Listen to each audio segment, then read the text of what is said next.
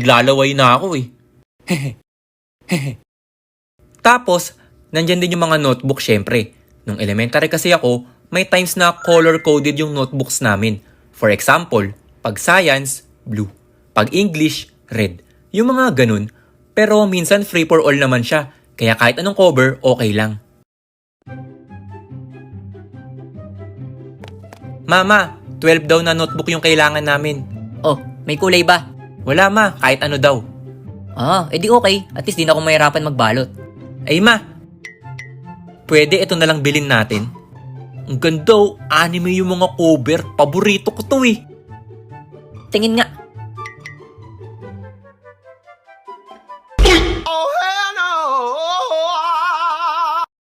Diyos ko, 51? Ang mahal-mahal naman pala nito. Eh paborito ko yan ma eh. Paborito. Yun na lang 12 isa. Eh mga artista yan ma eh, aasa rin pa ako dyan eh. Di sa dahon ka na lang magsulat.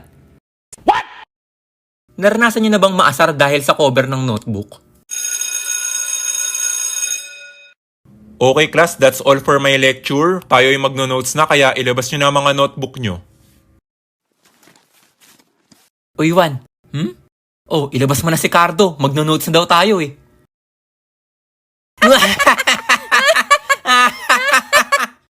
Pasok mo na daw sa bag mo si Ding Dong pre, tapos na tayo mag-English eh. Tayo na.